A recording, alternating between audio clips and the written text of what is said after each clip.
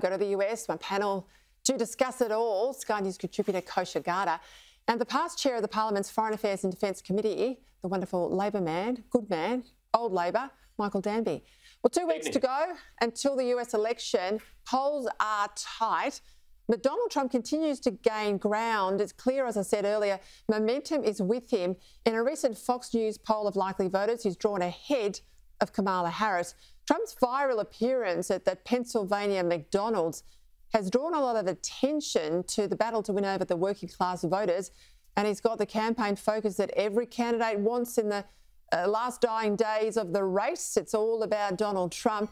The polling guru, Nate Silver, has said the fact that Trump has taken the lead in a number of high-quality national polls, he says, is not good news for Harris. Kosha, they're both focusing pretty tightly on those 7 battleground states. Can you explain the framing of them as Rust Belt seats or states and Sun Belt states?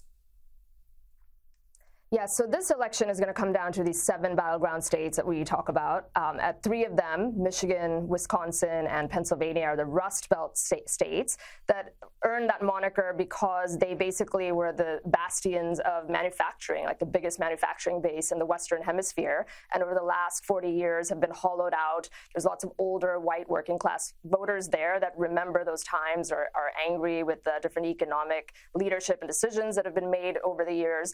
They typically have always voted Democrat, except for twice. Ronald Reagan won them over. They were called Reagan Democrats, and then Trump did in 2016. So that's sort of one block, and they're going to be moved by some of those issues that are important to the working class. And then the Sun Belt states are North Carolina, Arizona, Georgia, and Nevada, which are in play for this as battleground states.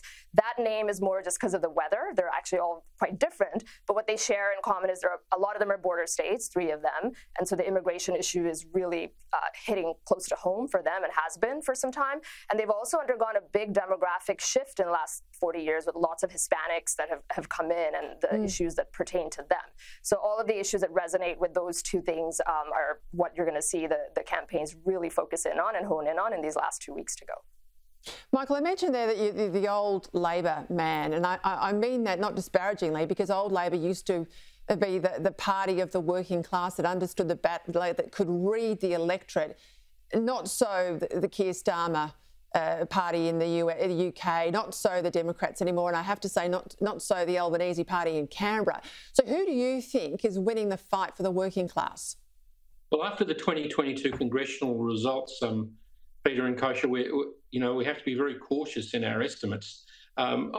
Interestingly, at the Steelers game in Pittsburgh, there's 2 narratives. Trump was either booed or the crowd chanted USA, USA. I suppose you'd have had to be there to judge. But I think the working class segments of the Hispanic and Black communities, particularly younger males, may be the decision maker in this election. 81% of young Black men supported Obama, but only 41% support Kamala. And 50% of younger Hispanic men seem to be supporting Trump. So we can't tell because the results were and the polling was different national and statewide. But if the 100,000 pro-Gaza Arab vote in Michigan stays away from the polls, that unintentionally, again, may help Trump. All right, let's move now to the UK. The Prime Minister there, Keir Starmer, he's ruled out reparation payments for colonialism following Lydia Thorpe's outburst in front of the King in Canberra yesterday. The British people have been shocked by her protest. It's made front pages in the UK. Now, I think that's embarrassing. Well, it's embarrassing for her, of course it is, but I think it's embarrassing for us as well. I hope the rest of the world, Kosha, understands that we think she's as much a shrew as they do. I think the rest of the world recognizes that she and her antics on the floor there are not representative of Australians overall, and to the extent that the rest of the world was following the Voice referendum, that is proof positive of where the country stands on the particular issue that she was shouting about.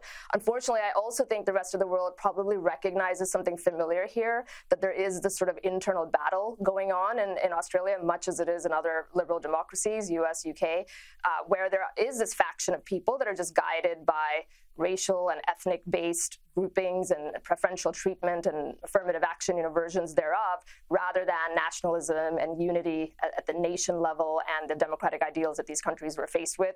I think it's a familiar showing, and unfortunately this brought it, I think, on the international stage. Yeah, it's a shame. Let's go to Victoria, Michael, because Victorian steel fabricators are feeling betrayed after learning that 11,000 tonne of steel has been sourced from China. This is for the $26 billion North East Link road project. It's one of many, but I tell you what, the government claimed initially that bridge girders were being sourced from overseas because local suppliers couldn't supply the available materials.